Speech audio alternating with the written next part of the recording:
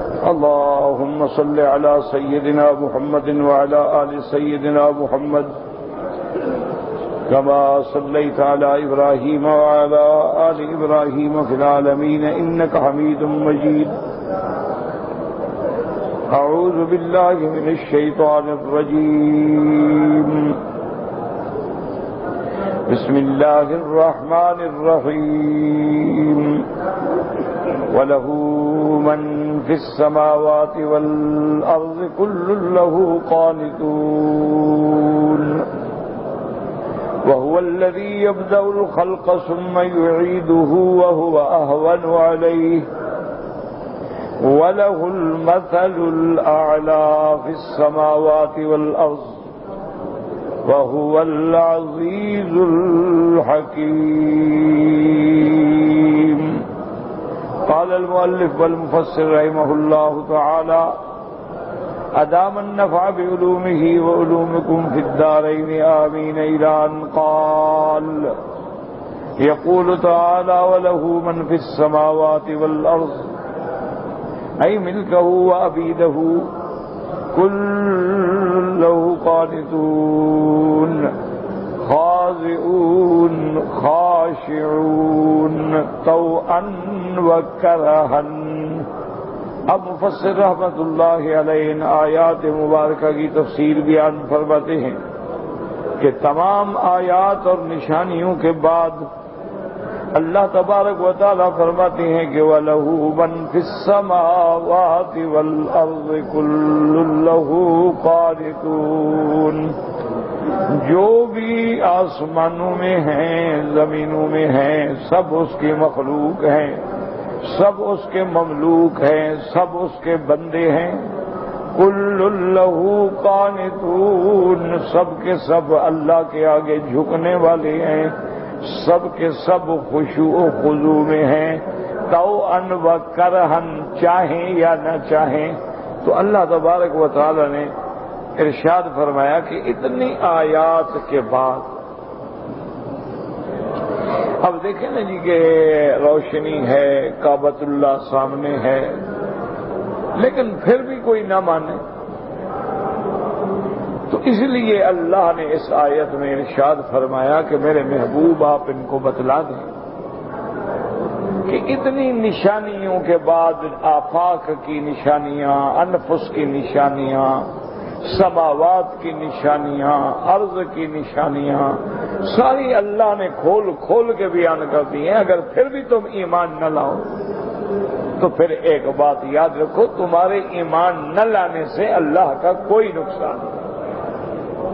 اگر ساری مخلوق ایمان لے آئے اور مطیع و فرما بردار بن جائے تو اللہ کی عظمت میں کوئی اضافہ نہیں ہوگا. وہ تو عظیم ہیں، وہ تو عزیز ہیں، وہ تو حکیم ہیں، وہ تو علیم ہیں. اور اگر خدا نہ کرے ساری مخلوق ہی کافر ہو جائے تو اللہ کی عظمت میں کوئی کمی نہیں آئے. اس لیے فرماتے ہیں وَلَهُ مَن فِي السَّمَاوَاتِ وَالْأَرْضِ كُلٌّ لَهُ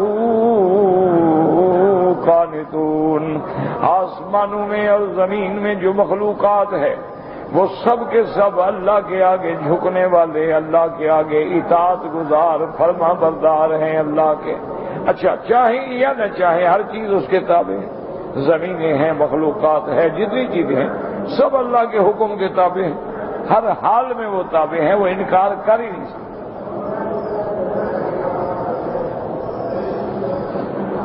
اور اسی میں ایک بات یاد رکھیں کہ یہ تو اللہ نے بندے کو خود اختیار دیا ہے. یعنی اللہ نے انسان کو پیدا کیا اور انسان کو اللہ نے حواس خمس عطا فرمایا. اور اللہ تبارک و تعالی نے 1,24,000 پیغمبر بھیجے.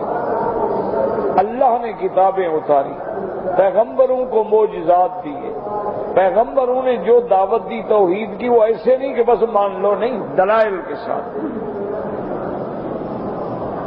لیکن انسان کو اللہ تبارک و تعالی نے اختیار دیا ہے کہ فمن شاء منکم فلیؤمن ومن شاء فلیکفر. اب اس جو چاہے ایمان لے آئے، جو چاہے نہ لائے. ورنہ اگر اللہ بندے کو اختیار نہ دیں تو کوئی ان کا انکار تو کر ہی نہیں سکتا. لیکن اسلام اور دین جو ہے وہ جبر اور اکراہ کے ساتھ نہیں ہوتا، وہ ہوتا ہے اپنے اختیار سے، اپنی سوچ سے، اپنے فکر سے، اپنے تدبر سے. ورنہ اب آپ دیکھیں کہ جتنی چیزیں ہیں اللہ نے حکم دیا، پہاڑوں کو اپنی جگہ پہ ہے، زمین کو اپنی جگہ پہ ہے، آسمانوں کو اپنی جگہ پہ ہے، کواکب و نجوم کو اپنی جگہ پہ، مجال ہے کوئی اللہ کے حکم سے سرتابی کرے؟ اگر اللہ چاہتے تو ساری کائنات کا ہر بندہ مسلمان ہو، ہر انس و جن مسلمان ہو. لیکن اگر سارے مسلمان ہوتے تو پھر امتحان اور اختبار اور ابتلا تو نہ ہوتا. ساری دنیا میں اگر سچ بولنے والے ہوتے تو پھر کون سی خوبی؟ اللہ نے ایک نظام بنا دیا کہ صدق بھی ہے، کذب بھی ہے، حق بھی ہے، باطل بھی ہے، نور بھی ہے، ظلمت بھی ہے، ایمان بھی ہے، کفر بھی ہے، اعمال صالحہ بھی ہیں، فسق و فجور بھی. اب تمہاری مرضی کیا اختیار کر. اور اسی نوع من الاختیار پہ اللہ سزا دے کہ یہ تم نے خود اختیار کیا اس لیے سزا دی. اس لیے اللہ فرماتے ہیں کہ ان کو بتلا دیں کہ تم اگر ایمان نہ لاؤ کیا فرق پڑتا ہے. ساری مخلوق جو ہے وہ اللہ کی اطاعت گزار ہے. اور اس کے بعد فرماتے ہیں فی حدیث دراج بن الحیثم النبی سعید مرفوعا کل حرف فی القرآن یذکر فی القنوت فهو الطاعۃ. حدیث دراج بن الحیثم میں حضرت ابی سعید سے مرفوعاً روایت ہے کہ قرآن پاک میں جہاں جہاں لفظ قنوت آتا ہے اس سے مراد اطاعت و فرما برداری ہے. امن هو قانت فی اللیل، تو لفظ قنوت جہاں بھی ہوگا مانا طاعت ہے، فرما برداری. وقوله تعالى وهو الذي يبدأ الخلق ثم يعيده وهو أهون عليه. اللہ نے فرمایا کہ میرے محبوب آپ ان کو بتلا دیں کہ اسی کی ذات ہے جس نے اس خلق مخلوق کو پیدا کیا، تو جب وہ پیدا کرنے پہ قادر ہے تو دوبارہ ان کو لوٹانے پر بھی قادر ہے. تو جسے اللہ نے پہلے آسمان بنایا پھر بھی بنا سکتے، جسے اللہ نے ہمیں انسان بنایا ہے وہ دوبارہ بھی بنا سکتے. وَهُوَ أَهْوَنُ عَلَيْهِ، اور دوبارہ بنانا تو آسان ہے، ورنہ اللہ کے لیے تو پہلا بھی مشکل نہیں.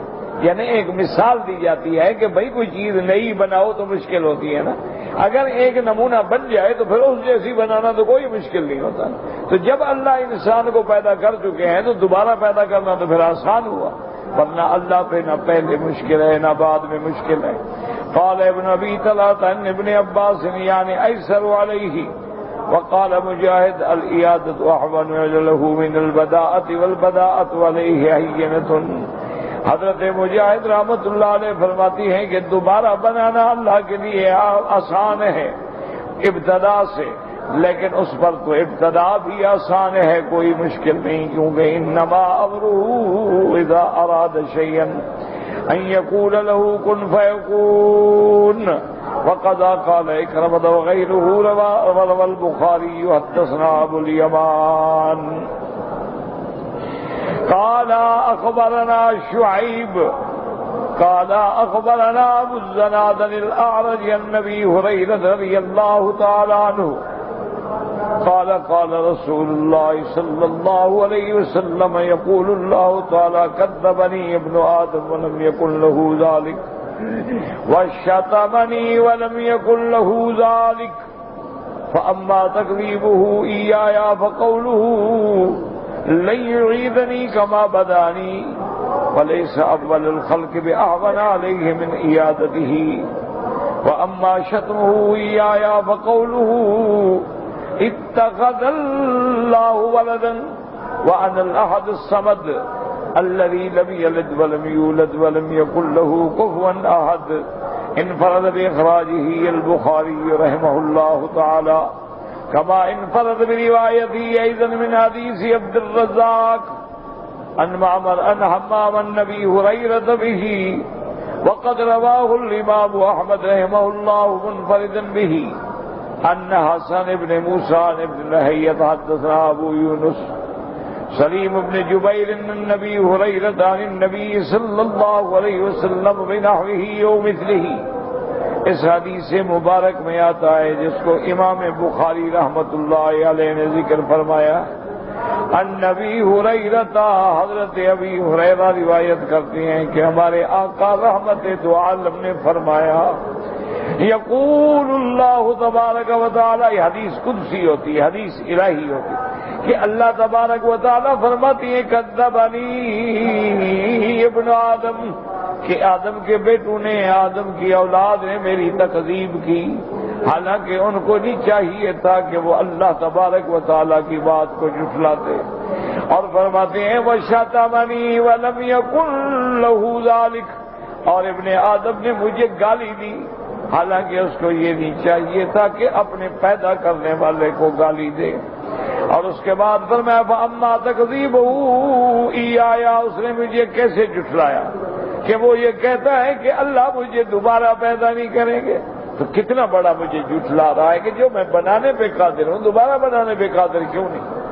اللہ تبارک و تعالی نے اگر تمہیں ایک پانی کے قطرے سے پیدا فرمایا، اللہ پاک نے تمہیں مٹی سے پیدا فرمایا ہے، تو وہ دوبارہ بھی تمہیں پیدا کرنے پہ قادر ہے. وَأَمَّا شَتْمُهُ إِيَّايَ، اور بندہ مجھے گالی دیتا ہے، وہ گالی کیا ہے؟ کہتا ہے کہ اللہ کے لیے اولاد ہے، نعوذ باللہ، جیسے کہ نصارہ کا عقیدہ ہے. قالت النصارى قالت اليهود عزير ابن الله وقالت النصارى المسيح ابن الله. یہود کہتی ہیں کہ حضرت عزیر اللہ کا بیٹا ہے، نصرانی کہتے ہیں حضرت عیسیٰ علیہ السلام اللہ کے بیٹے ہیں. اس سے بڑی گالی کیا ہوگی؟ میری تو شان یہ ہے کہ انا الاحد، میں تو ایک ہوں، بے نیاز ہوں. الذی لم یلد ولم یولد، جو نہ جنا گیا نہ کسی کو جنتا ہے. ولم یکن لہ کفوا احد، اور نہ ہی اس کی کوئی کفر، اس کی کوئی مثال ہے.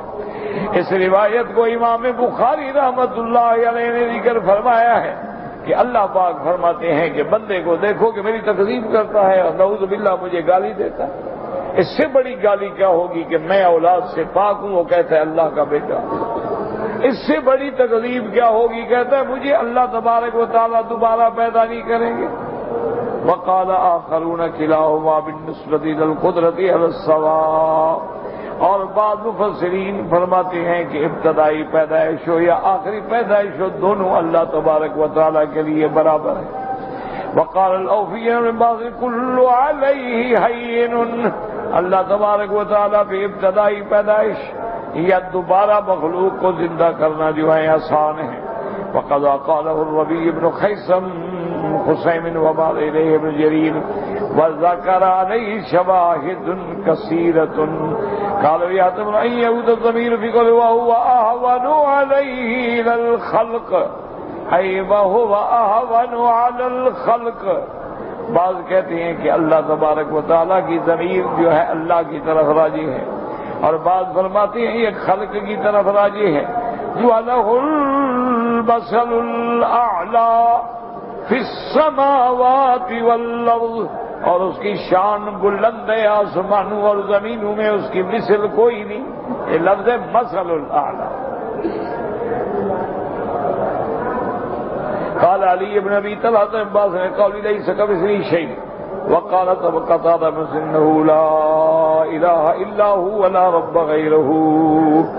اور حضرت قتادہ فرماتی ہے کہ اس کی تو شان یہ ہے کہ کوئی معبود برحق نہیں، اس کے سوا نہ کوئی رب ہے.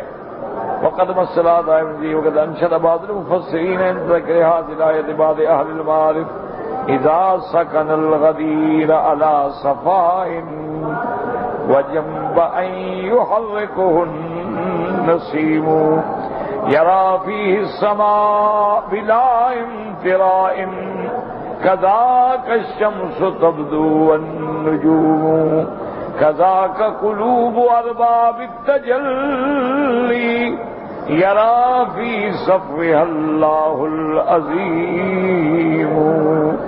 اب مفسر رحمۃ اللہ علیہ فرماتے ہیں کہ بعض اہل معارف، بعض اولیاء اللہ، بعض صاحب بصیرت لوگوں نے مثال دی ہے شعروں کے اندر کہ جب کوئی بندہ کسی چشمے پہ جا کے بیٹھے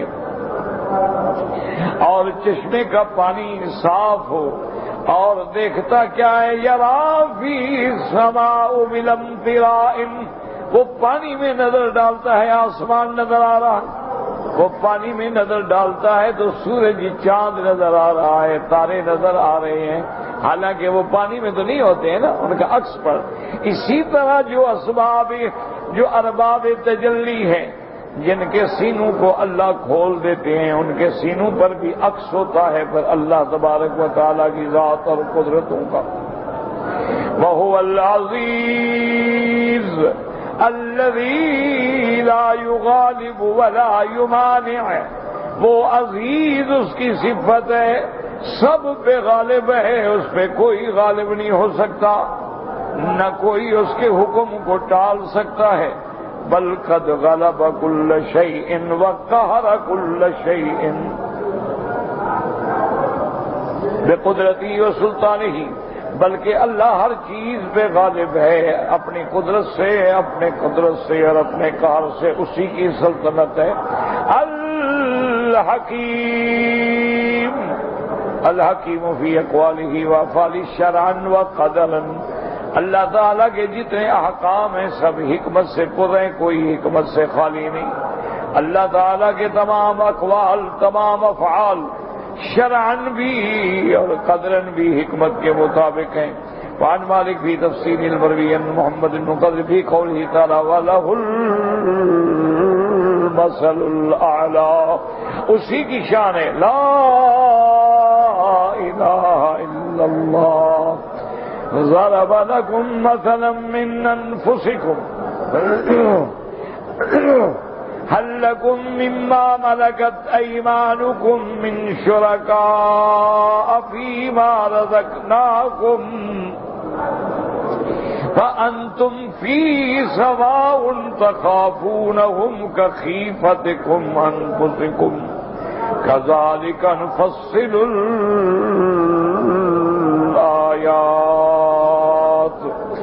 كذلك نفصل الآيات لقوم يعقلون بل اتبع الذين ظلموا أهواءهم بغير علم فمن يهدي من أضل الله وما لهم من ناصرین۔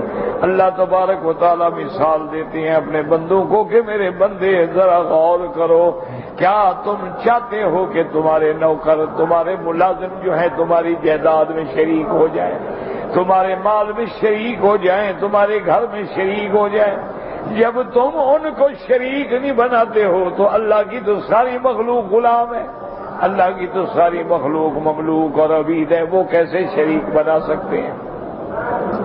ھذا مثل ضربہ اللہ تعالی للمشرکین بہ العابدین معہ غیرہ، اللہ پاک نے یہ مثال دی ہے ان لوگوں کے لیے جو اللہ کی ذات کے ساتھ شرک کرتے ہیں، اللہ کے ساتھ دوسروں کی بھی عبادت کرتے ہیں، الجاعلین لہ شرکاء، اللہ کے ساتھ شریک بناتے ہیں، وَهُمْ مَعَ ذَلِكَ مُعْتَرِفُونَ أَنَّ شُرَكَاءَهُ مِنَ الْأَصْنَامِ وَالْأَنْدَادِ عَبِيدٌ لَهُ مِلْكٌ لَهُ۔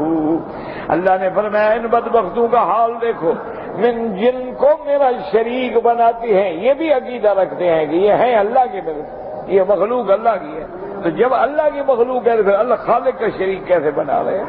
یہ مانتے ہیں کہ بھئی مثلا ایک بزرگ ہے، بھئی یہ بزرگ انسان ہے، اس کو اللہ نے پیدا کیا، یہ بھی مانتے ہیں، پھر عبادت میں بھی شریک کرتے ہیں، اللہ کو بھی سجدہ کرتے ہیں، قبروں پہ بھی سجدہ کرتے ہیں، اللہ کے گھر کا بھی طواف کرتے ہیں، قبروں پر بھی طواف کرتے ہیں، اللہ کے نام پہ قربانی کرتے ہیں، قبروں کے نام پہ بھی قربانی کرتے ہیں، اللہ کے نام پہ منت مانتے ہیں، قبروں کے نام پہ بھی منت مانتے ہیں۔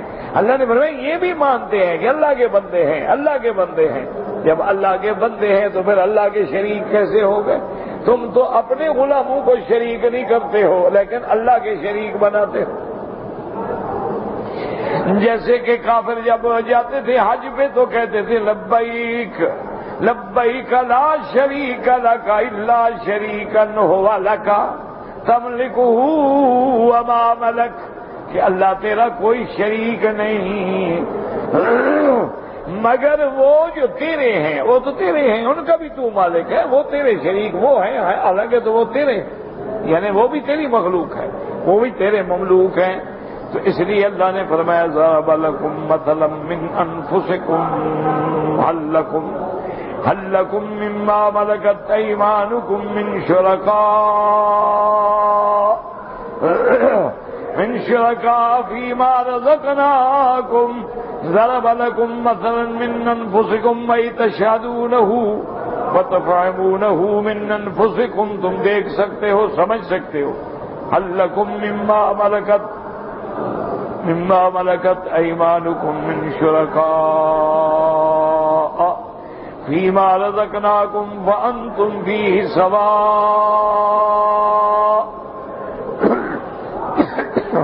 ایرضی احدکم ان یکون عبدہ شریکا لہ فی مالہ وہو فیہ علی السواء۔ اللہ فرماتی ہیں کیا تم میں سے کوئی اس بات پہ راضی ہے کہ اپنے عبد کو اپنے مال میں شریک بنا لے اور وہ خود بھی اور عبد بھی برابر ہو جائیں؟ جب تم اپنے غلام کو برابر نہیں بناتے ہو تو اللہ اپنے غلاموں کو کیسے برابر بنا دیتے؟ تخافونہم کخیفتکم انفسکم ای تخافون ان یقاسموکم الاموال، ڈرتے ہو کہ وہ کل کو تم سے مال کا حصہ لے گا۔ قال ابو مجلس ان مملوکک لا تخاف انہ یقاسمک مالک ولیس لہ ذاک کذالک اللہ لا شریک لہ۔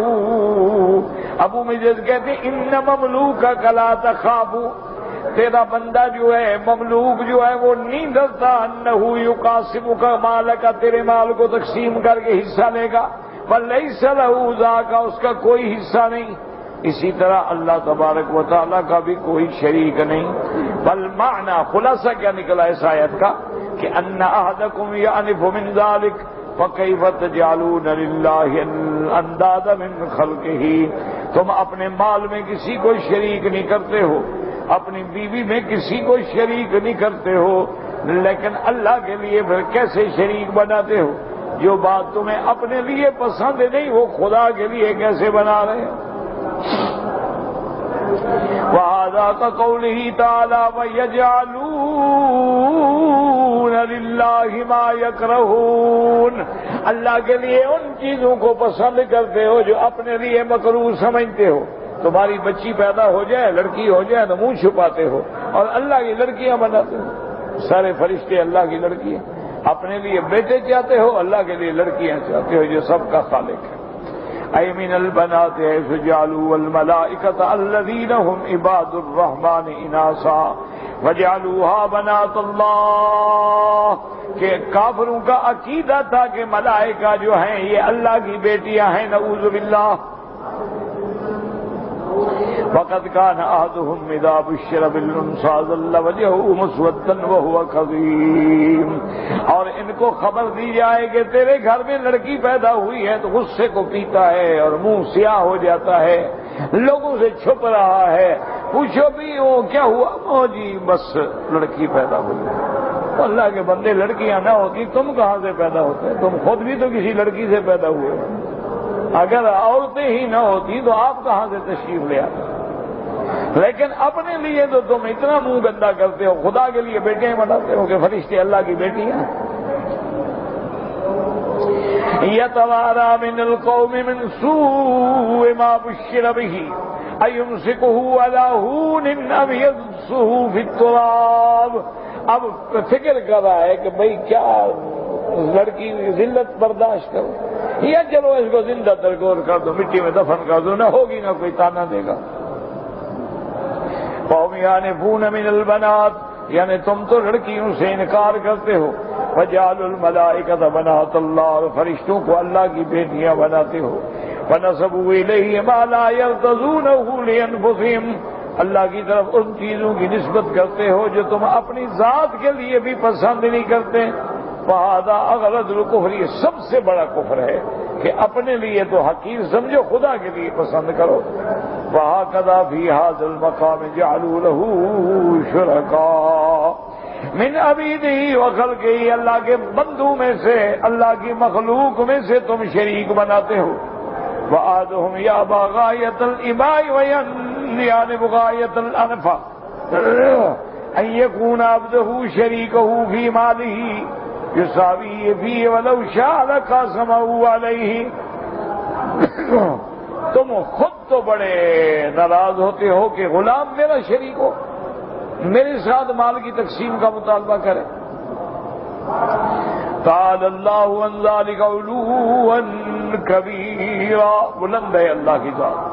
قال الطبرانی حدثنا محمود بن الفرج الاصبہانی قال حدثنا اسماعیل بن عمرو البجلی قال حدثنا حماد بن شعیب بن حبیب بن ابی ثابت عن سعید بن جبیر عن ابن عباس قال كان يلبي اهل الشرك، مشرکین جب لبیک پڑھتے تو پڑھتے لبیک اللہم لبیک، لبیک لا شریک لک الا شریکا هو لک تملکه وما ملک. فانزل اللہ تعالی هل لکم مما ملکت ایمانکم من شرکاء فیما رزقناکم وانتم فیہ سواء تخافونهم كخيفتكم أنفسكم. ولما كان التنبيه بمثل هذا المثل على براءته تعالى ونزاهته عن ذلك بطريق الأولى والأحرى، جب تمہیں شریک قبول نہیں تو اللہ کو اپنا شریک کیسے قبول ہے. كذلك نفصل الآيات لقوم يعقلون، اللہ پاک فرماتے ہیں ہم کھول کھول کے اپنی آیات بیان کرتے ہیں تاکہ عقل والے جو ہیں وہ سمجھیں. ثم قال تعالی مبینا ان المشرکین انما عبدوا غیرہ صفا من انفسهم وجہلا. اب اس کے بعد اللہ بیان فرماتے ہیں کہ جو مشرکین ہیں، جو غیر اللہ کی عبادت کرتے ہیں، انہوں نے اپنی طرف سے یہ جھوٹی باتیں گھڑی ہیں کہ یہ بھی اللہ کے شریک ہیں، دلیل کوئی نہیں. بل اتبع الذین ظلموا اهواءهم بغیر علم، بلکہ مشرکین نے تو اپنی خیالات کی پیروی کی ہے بغیر کسی دلیل کے، بغیر کسی علم کے. وَمَن يَهْدِ مَنْ أَضَلَّ اللَّهُ، لیکن کون اس کو ہدایت دے جس کو اللہ گمراہ کر دے. بل اتبع الذین ظلموا والمشرکون اهواءهم فی عبادتهم الانداد بغیر علم فمن يهدي من أضل الله فلا أحد يهديهم إذا كتب الله ضلالهم. اگر اللہ تبارک و تعالیٰ کسی پر گمراہی کا فیصلہ فرما دے تو پھر ان کو کون ہدایت دے سکتا ہے. وما لهم من ناصرین ای لیس لهم من قدرت اللہ منقذ ولا مجید ولا مہید لهم عنہ لأنه ما شاء كان وما لم يشاء لم يكن. اور جب اللہ پکڑیں گے تو ان کی کوئی طاقت نہیں ہوگی کہ چھڑوا سکیں، نہ پناہ لے سکتے ہیں نہ اللہ کے عذاب سے کنارہ کر سکتے ہیں. لأنه ما شاء كان، وہ جو چاہتے ہیں وہ ہوتا ہے اور جو نہ چاہیں وہ نہیں ہوتا. فَأَقِمْ وَجْهَكَ لِلدِّينِ حَنِيفًا فطرت اللہ الذی فطر الناس علیہا لا تبدیل لخلق اللہ ذالک الدین القیم ولكن اکثر الناس لا يعلمون. منیبین الیہ واتقوہ واقیموا الصلاة ولا تکونوا من المشرکین من الذین فرقوا دینهم وكانوا شیعا كل حزب بما لديهم فرحون. اللہ نے فرمایا میرے مدنی محمد مصطفیٰ صلی اللہ علیہ وسلم اقم وجہک للدین حنیفا، آپ سب کو چھوڑ کے بس اسی کی ذات کی عبادت کریں، اسی کی طرف توجہ کریں۔ فرمایا یقول تعالی وسدد وجهك واستمر على الدين الذي شرع الله لك من الحنيفية ملة ابراہیم۔ میرے محبوب آپ اسی پہ قائم رہیں، دین اسلام پہ قائم رہیں جو اللہ نے آپ کے لیے دین بنایا ہے، اور یہ وہ طریقہ ہے جو حضرت ابراہیم علیہ السلام کا طریقہ ہے۔ الذی ہداک اللہ لہا وکملھا لک غایۃ الکمال وانت بعد ذلک لازم فطرتک السلیمۃ التی فطر اللہ الخلق علیہا۔ اور اللہ تبارک و تعالی نے آپ کو ہدایت دی ہے، اللہ تبارک و تعالی نے آپ کو غایت کمال عبودیت پہ پہنچا دیا ہے، اور یہ آپ کی فطرت سلیم۔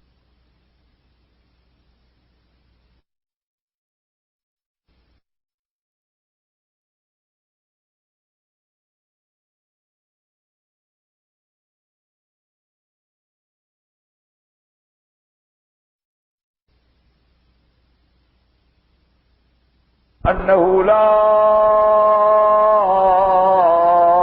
الہ غیرہ، اللہ تبارک و تعالی نے آپ کو پیدا بھی اسی دین حق پہ کیا ہے، اپنی معرفت و توحید پہ پیدا کیا، کوئی معبود نہیں۔ کما تقدم عند قوله تعالی وشهدوا علی انفسهم الست بربکم قالوا بلی وفی الحدیث انی خلقت عبادی حنفاء۔ اللہ فرماتی ہیں کہ میں نے اپنے بندوں کو دین خالص پہ پیدا کیا ہے، فجعلتہم الشیاطین عن دینہم، پھر شیاطین ان کو اپنے دین سے پھیر دیتی ہیں۔ فَسَنَذْكُرُ فِي الْأَحَادِيثِ أَنَّ اللَّهَ تَعَالَى فَطَرَ خَلْقَهُ عَلَى الْإِسْلَامِ ثُمَّ اطَّلَعَ عَلَى بَعْضِهِمْ الْأَدْيَانَ الْفَاسِدَةِ كَالْيَهُودِيَّةِ وَالنَّصْرَانِيَّةِ وَالْمَجُوسِيَّةِ۔ اللہ تبارک و تعالی نے ہر بندے کو دین فطرت پہ پیدا فرمایا، لیکن پیدا ہونے کے بعد اگر اس کے ماں باپ یہودی ہیں تو بیٹے کو یہودی بنا دیتے ہیں، نصرانی ہے تو نصرانی بنا دیتے ہیں، مجوسی ہے تو پھر مجوسی بنا دیتے ہیں۔ تو یہ تو اللہ کے ہاتھ میں ہے۔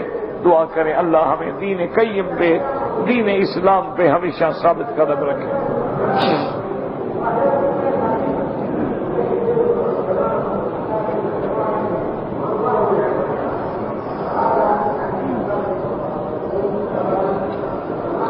کہتے ہیں جی کہ دو آدمی ہیں جو جدہ میں رہتے ہیں،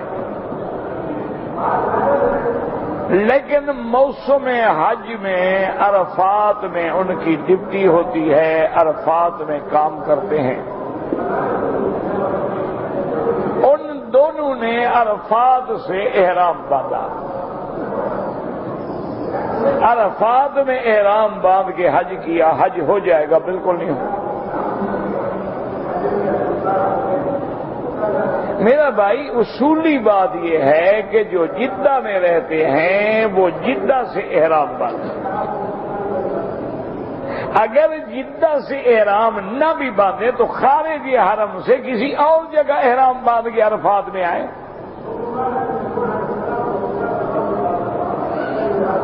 چاہے عرفات حد حرم میں نہیں ہے،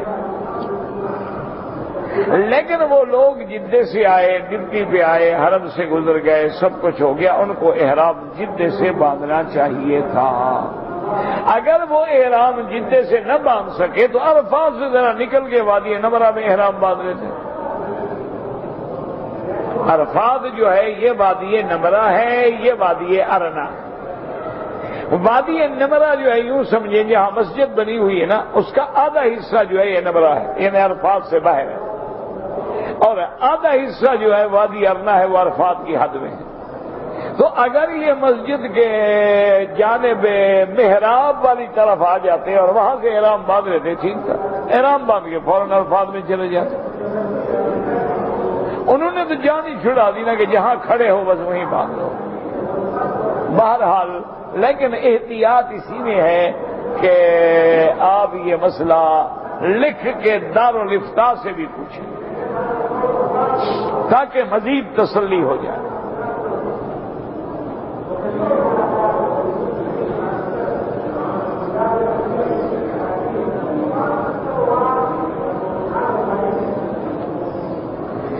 ایک شخص کا بیان ہے کہ وہ ایک بلی اس کو تنگ کرتی ہے، اس نے 2 دن تک ایک کمرے میں بلی کو بند رکھا، وہ مر گیا۔ اب اس پر کیا جرمانہ ہے؟ اللہ معاف کرے، توبہ استغفار کرے، بہت بڑا جرم ہے کہ کسی جاندار کو بند کر دو، نہ پانی دو نہ غذا دو، وہ تڑپتے ہوئے مر جائے۔ اسی لیے ایک حدیث مبارک میں آتا ہے کہ محبوب دو عالم، رحمت دو عالم سیدنا محمد مصطفیٰ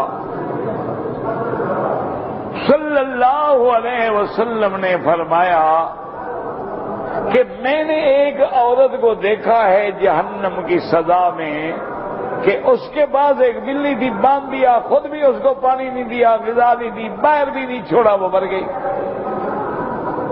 تو اللہ نے جہنم میں ڈالا کہ تم میری مخلوق ہے، جاندار ہے، اس کو کیوں تڑپاتے ہو، کیوں مارتے ہو؟ کیونکہ اللہ نے اپنی ذات پہ ظلم کو حرام کیا ہے، تو ان نے بندوں پر بھی حرام کیا ہے کہ کسی چیز پہ ظلم نہ کرو۔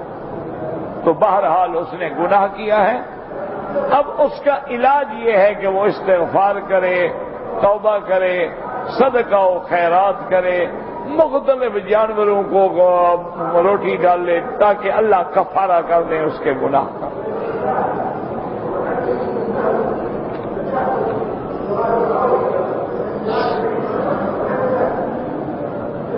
کہتے جی کہ ظہر کی نماز میں اور عصر کی نماز میں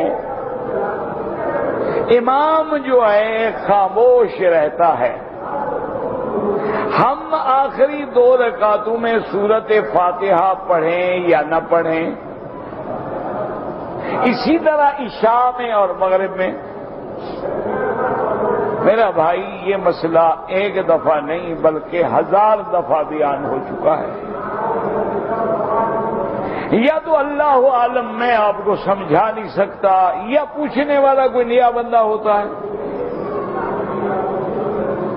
کہ امام ابو حنیفہ رحمت اللہ علیہ کے نزدیک مقتدی کے لیے چاہے فجر کی نماز ہے، مغرب ہے، عشاء ہے، ظہر ہے، عصر ہے، کسی بھی رکعت میں فاتحہ نہیں پڑھنی، کیونکہ اس کی وجہ یہ ہے کہ ان کا جو دلیل ہے وہ یہ ہے کہ ایک تو سب سے پہلے اللہ کے قرآن کی آیت ہے کہ جب قرآن پڑھا جائے سنو اور چپ رہو۔ دوسری حدیث جو مسلم شریف میں حضرت ابی موسیٰ اشعری سے ہے کہ جب امام پڑھے تو تم چپ رہو۔ تیسری دلیل ان کی یہ ہے کہ حضور نے فرمایا جس کا امام ہو، امام کی قراءت جو ہے مقتدی کی قراءت ہے، تو جب امام کی قراءت مقتدی کی قراءت ہے تو مقتدی کو پڑھنے کی ضرورت نہیں۔ جو حدیث آتی ہے کہ فاتحہ کے بغیر نماز نہیں ہوتی، اس کا معنی یہ ہے کہ اگر نماز پڑھے اکیلے، فاتحہ نہ پڑھے نماز نہیں ہوگی۔ اگر آپ منفرد ہیں یا امام ہیں لیکن فاتحہ نہ پڑھو تب بھی نماز نہیں ہوگی۔ تو اس حدیث کو وہ حمل فرماتے ہیں امام پہ یا منفرد پہ، اور باقی حدیثوں کو لیتے ہیں مقتدی کے لیے۔ تو ان کے نزدیک ظہر ہے یا عصر ہے۔ باقی یہ پہنا جی آخری دو رکعت میں امام خاموش کھڑا رہتے، امام نہیں پڑھتا، امام تو پڑھ رہا ہے نا۔ یہ الگ بات ہے کہ وہ سرن پڑھ رہا ہے، ہم نہیں سن رہے۔ حدیث جو آتی ہے کہ اذا قرأ، جب پڑھے چپ رہو، وہاں یہ تو نہیں لکھا ہوا جب زور سے پڑھے تو چپ رہو، آہستہ پڑھے تو پڑھا کرو۔ وہاں مطلق لفظ ہے کہ جب امام پڑھے تو تم خاموش۔ تو امام تو پڑھ رہا ہے، ان رکعتوں میں بھی پڑھ رہا ہے، جیسے وہ پہلی رکعتوں میں پڑھتا ہے آخری رکعتوں میں بھی پڑھتا ہے۔ تو بہرحال امام ابو حنیفہ رحمت اللہ علیہ کا مسلک یہ ہے۔ امام احمد بن حنبل رحمت اللہ علیہ جو ہیں وہ فرماتے ہیں کہ جو نمازیں جہری ہیں، یعنی فجر کی نماز ہے، مغرب ہے، عشاء ہے، جن میں امام زور سے پڑھتا ہے تم نہ پڑھو۔ جو نمازیں سیدھی ہیں اور تم قرات چونکہ سن نہیں رہے ہو تو پڑھ لیا کرو۔ تو مطلب یہ ہوا کہ 3 نمازوں میں تو امام احمد بن حنبل بھی امام ابو حنیفہ کے ساتھ ہیں، کل نمازیں 5 ہیں تو 3 میں تو وہ بھی ان کے ساتھ آ گئے۔ تو اس لیے ان مسائل میں نہ جھگڑا کیا کرو، نہ لڑائیاں، نہ فساد، نہ مناظرے، نہ چیلنج، نہ ایک دوسرے کو بے نمازی کہو کہ جو نہیں پڑھتا نماز نہیں ہوتی، جس کی نماز نہیں ہوتی تو مسلمان کیسے رہا؟ ایک آدمی کی ساری زندگی نماز ہی نہ ہو تو مانا یہ ہے کہ وہ یہ تو اسی طرح ہے جیسے کوئی بندہ کہے کہ بھئی آپ آدمی تو بڑے شریف ہیں لیکن تمہارے باپ کا جب نکاح ہوا تھا نا گواہ نہیں تھے، تو ریشمی غلاف میں لپیٹ کے مارا ہے نا کہ تمہارے باپ کا جب نکاح ہوا تھا تو گواہ، جب گواہ نہیں تھے تو کیا مانا نکاح نہیں ہوا تو مانا تم ولد زنا ہو۔ وہ تو اسی طرح وہ ایک آدمی کو کہتے نماز ہی نہیں ہوتی مسلمان کیسے ہے وہ بیچارہ؟ اور دنیا کے اندر ماشاءاللہ 1 نہیں 2 نہیں 3 نہیں کروڑوں کی تعداد میں اللہ کی شان ہے کہ فقہ حنفیہ پہ عمل کرنے والے لوگ ہیں، کوئی 1-2 کی بات تو نہیں ہے نا۔ تو ان کروڑ لوگوں کو ہم بس ایک لفظ میں کہہ دیں کہ تمہاری نماز نہیں ہوتی، انا للہ و انا الیہ راجعون۔ میرا بھائی جو پڑھتے ہیں انشاءاللہ ان کی بھی نماز ہوتی ہے، جو نہیں پڑھتے ہیں ان کی بھی نماز ہوتی ہے۔ یہ افضل اور غیر افضل کے جھگڑے ہیں، آدمی کو انتہائی۔ اب دیکھیں نا مثلا امام رکوع میں چلا گیا، میں آیا، میں نے اللہ اکبر میں رکوع میں مل گیا، تو یہ میری رکعت ہوگی یا نہیں ہوگی؟ ہاں جی، میں نے تو فاتحہ نہیں پڑھی، رکعت کیسے ہو گئی؟ میں نے تو کچھ بھی نہیں پڑھا نا، میں نے کہا اللہ اکبر اللہ اکبر۔ تو صحیح حدیث ہے کہ من ادرک الرکوع فقد ادرک الرکعہ، جس آدمی کو رکوع مل جائے سمجھو رکعت مل گئی۔ تو ہم نے پڑھا تو کچھ بھی نہیں، تو رکعت کیسے ہو گئی؟ اگر یہاں بغیر پڑھے رکعت ہو جاتی ہے تو باقی کیوں نہیں ہوتی؟ یعنی ہم نے سنا بھی نہیں نا، دیکھیں نا امام پڑھ رہا تھا، ہم نہیں سنا، ہم تو باہر سے آ رہے ہیں، ہم تو اس وقت پہنچے جب امام رکوع میں ہی چلا گیا، ہم نے سنا بھی نہیں، لیکن ہماری رکعت ہو گئی۔ جب ہم پہلے سے امام کے پیچھے کھڑے رہے سن بھی رہے ہیں پھر نہیں ہوتی۔ نہ سنو تو ہو جاتی ہے، سنو تو نہیں ہوتی، عجیب بات ہے۔ اچھا پھر دیکھیں حدیث مبارک کو سمجھیں، اللہ سے دعا کریں کہ اللہ ہمارے دلوں سے قدورتیں، بغض، عناد، تعصب، عصبیت جو ہے وہ دور فرمائے۔ اب اللہ کے نبی نے فرمایا، ہر بات ہمیں سمجھائی کہ جب امام تکبیر کہے تم کیا کہو؟ اللہ اکبر۔ جب امام رکوع میں جائے تم کیا کرو؟ رکوع میں جاؤ۔ جب امام سجدہ کرے تم کیا کرو؟ سجدہ کرو۔ جب امام رکوع سے اٹھے اور کہے سمع اللہ لمن حمدہ فقولوا ربنا لک الحمد، جب امام کہے سمع اللہ لمن حمدہ تم کیا کہو؟ ربنا لک الحمد۔ اچھا اب ہم نے امام کے پیچھے ہیں، ہم ربنا لک الحمد کہیں گے یا سمع اللہ بھی کہیں گے؟ ہاں جی، ہاں حدیث کیا کہتی ہے؟ جب امام کہے سمع اللہ لمن تو مانا سمع اللہ لمن حمدہ یہ امام کا وظیفہ ہے، ربنا لک الحمد جو ہے وہ مقتدی کا وظیفہ ہے۔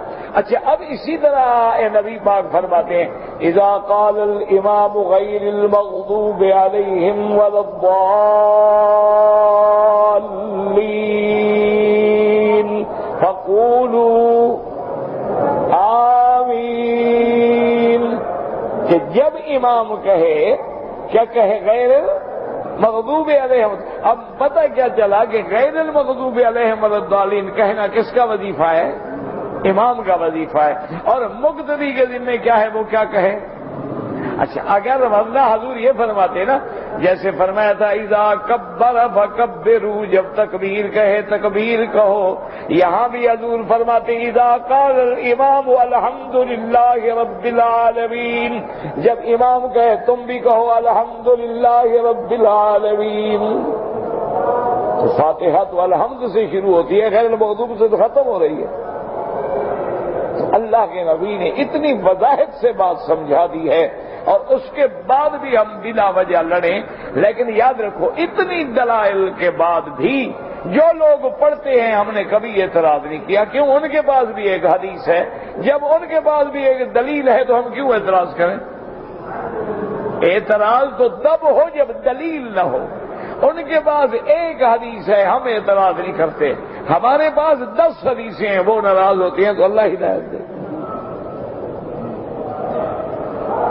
اور پھر وہ حدیث جو ان کے پاس ہے وہ تو مطلق ہے، اس میں تو مقتدی کا نام بھی نہیں ہے، اور جو ہم حدیثیں بیان کریں اس میں تو مقتدی کا نام ہے۔ حضور نماز سکھا رہے ہیں کہ مقتدی تم کیا کرو۔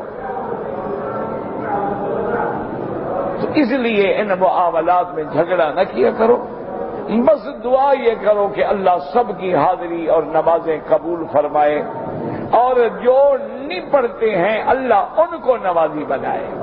اللہ تبارک و تعالی ان کو بھی اپنے دروازے کی حاضری نصیب فرما دے۔ یہ اختلاف نہ کیا کرو، یہ وہ ابتداء عالم سے ان مسائل میں اختلاف چلا آیا ہے، لیکن کبھی کسی نے نہ لڑائی لڑی ہے نہ کسی کو کافر کہا۔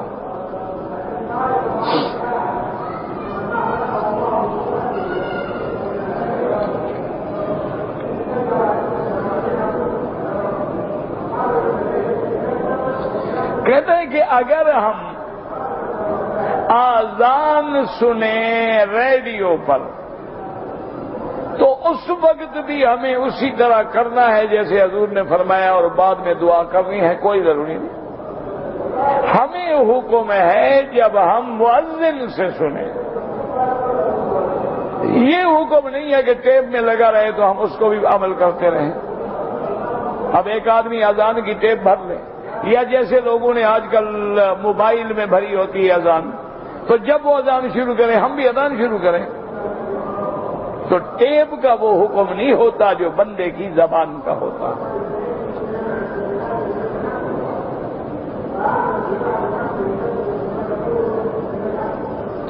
کہتے جی کہ میں بہت ساری پریشانیوں میں مبتلا ہوں۔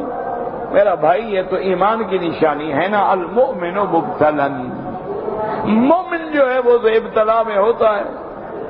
یہ تو بے فکرے وہ ہوتے ہیں جو ایمان سے بھی خالی ہیں اور اعمال صالحہ سے بھی خالی ہیں، ان کو کیا فکر ہے؟ نہ نماز، نہ روزہ، نہ حج، نہ زکوٰۃ، نہ اذان ہو رہی ہے، ساتھ گزر رہے ہیں، ٹس سے مس ہی نہیں ہوتے، پرواہ ہی نہیں ہوتی۔ یہ تو جتنا ایمان کبھی ہوگا اتنا پریشانیاں زیادہ ہوگی۔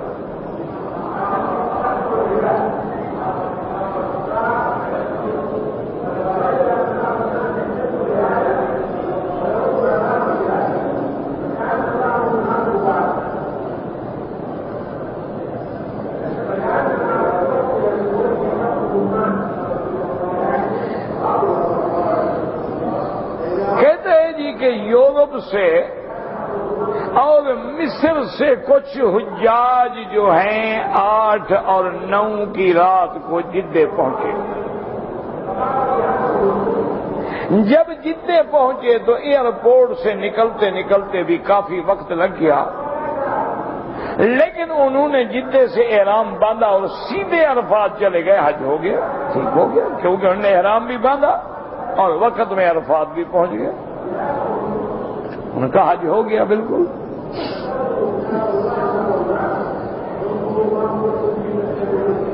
احرام وقوف عرفہ اور طواف افاضہ نیت کے ہوتے ہیں، لیکن احرام بھی تو پہلے ہو نا، جب احرام غلط ہو تو پھر کیا ہوگا؟ جیسے احرام گھر سے باندھ کے عمرہ کر لو تو علماء فرماتے ہیں نا عمرہ نہیں ہوگا، حالانکہ احرام بھی ہے، طواف بھی ہے، صفا مروہ بھی ہے، کیونکہ احرام آپ نے صحیح مقام سے نہیں باندھا ہے نا۔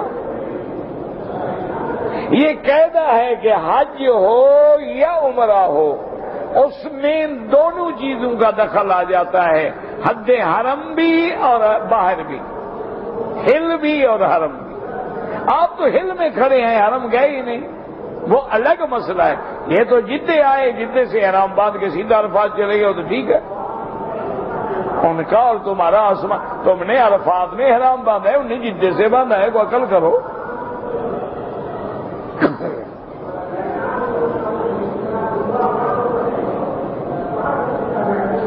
امام بخاری رحمت اللہ علیہ کا نام محمد ابن اسماعیل ہے رحمت اللہ علیہ۔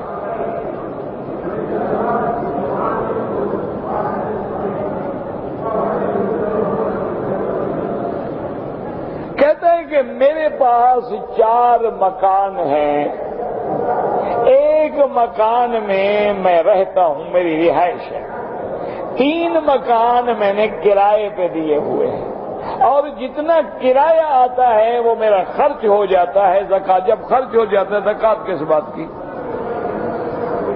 بچے گا تو زکات دو گے نا۔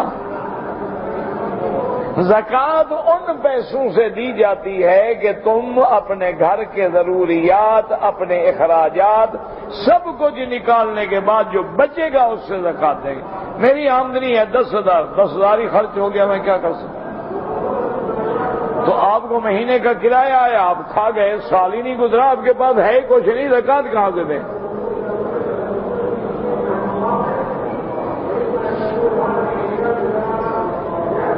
وتر پڑھنے میں افضل طریقہ کیا ہے؟ احناف کے نزدیک 3 رکعتیں ملا کے پڑھنا افضل ہے، اور حنابلہ کے نزدیک 2 رکعتوں پہ سلام پھیر کے 1 رکعت پڑھیں۔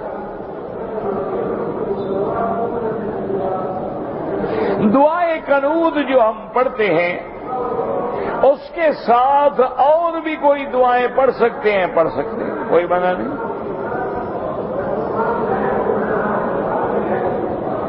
کہتے ہیں کہ جہاں پر ہم نے دیکھا ہے کہ رمضان المبارک میں امام صاحب کبھی کبھی دعائے قنوت نہیں پڑھتے، کیونکہ حنابلہ کے نزدیک دعائے قنوت واجب نہیں ہے، سنت ہے، پڑھیں گے تو ثواب ہے، نہیں پڑھیں کوئی حرج نہیں۔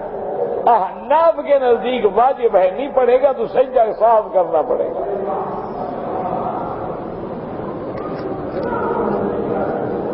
حج افراد اور قران میں کیا فرق ہے؟ حج افراد میں صرف حج کا احرام ہوتا ہے، اس میں عمرہ نہیں ہوتا، اور قران میں یہ ہے کہ پہلے عمرہ کرتا ہے، اسی احرام میں حج کرتا ہے، دونوں کو ملاتا ہے، تو وہ قران ہوتا ہے جس میں عمرہ اور حج دونوں کو ملا کے کرے۔ افراد کا معنی ہے اکیلا، مفرد، کہ میقات پہ آیا، صرف حج افراد کی نیت کی، آیا طواف کیا، عرفات مینا چلا گیا، اس کو عمرے کی ضرورت نہیں ہوتی۔ دونوں میں عمرہ نہیں، افراد میں تو عمرہ ہوتا نہیں، کہاں ہے دونوں میں عمرہ؟ عجیب آدمی ہے۔ اگر آپ نے ملک سے حج افراد کا احرام باندھ کے آئے گا تو عمرہ نہیں کرے گا، پاگل ہو گیا، وہ عمرہ کرے گا، اس کا عمرے کا احرام ہی نہیں ہے، وہ تو حج افراد کا احرام ہے۔ عجیب مشکل ہوتی ہے، لوگ مسئلے خود گھڑتے ہیں، اس کا کیا علاج ہے؟ حج افراد مفرد معنی ہی اکیلا ہے، اس میں عمرہ نہ ہو۔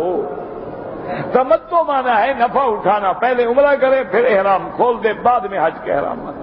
قران معنی دونوں کو ملا کے احرام باندھے، اس کے لفظ موجود ہے پھر بھی نہیں، اور یہ احرام باندھ کے آئے گا افراد کا تو عمرہ کرے گا، عمرہ کیوں کرے گا؟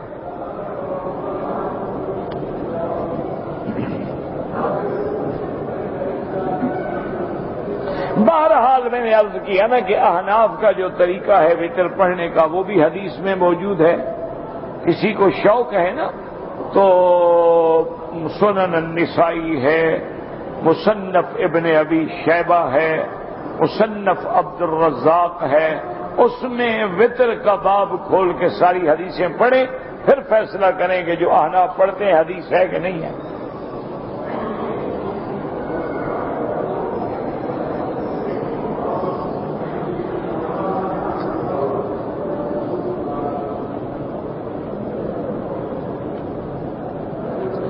کہتے ہیں جی کہ میں پاکستان سے آیا ہوں، میرے اوپر قرضہ ہے، جو کام پہ جاتا ہوں نہیں ہوتا، اللہ سے رجوع کرو، استغفار زیادہ پڑھو، حسبنا اللہ و نعم الوکیل زیادہ پڑھو، روزانہ 2 رکعت نماز پڑھ کے اللہ سے دعائیں مانگو، یا ایھا الذین آمنوا استعینوا بالصبر والصلاۃ ان اللہ مع الصابرین۔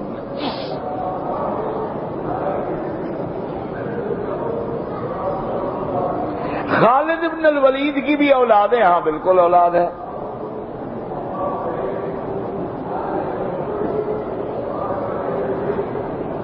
یہ مسئلہ نہیں ہوتا، یاد رکھو، اس کا طریقہ یہ ہوتا ہے کہ صحابہ کے نام پہ کتاب لے لیں، حضرت خالد کے احوال پڑھ لیں۔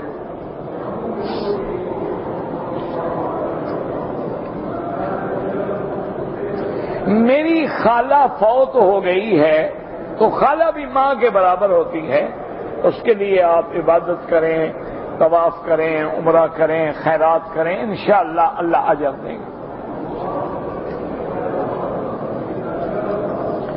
کہتے ہیں جی کہ اگر میاں بیوی ہیں اور کوئی آدمی نہیں ہے تو کیا میاں بیوی کھڑے ہو کے جماعت کر سکتے ہیں؟ بالکل کر سکتے ہیں، یعنی خامن جو ہے وہ امام بن جائے، بیوی کھڑی ہو جائے، نماز پڑھ لے، کوئی مسئلہ نہیں۔ بس اس میں اتنا خیال کرنا کہ کبھی کبھی بیوی کہے آج میں امام بنتی ہوں، تو پھر نماز نہیں ہوگی، امام تجھے بننا ہوگا۔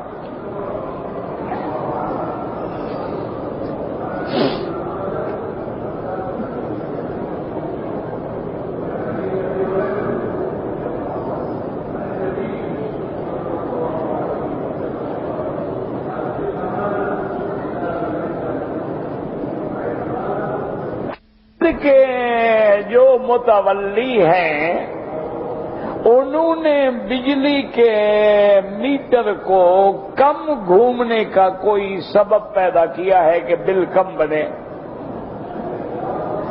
اگر تو چوری کیا ہے تو ناجائز۔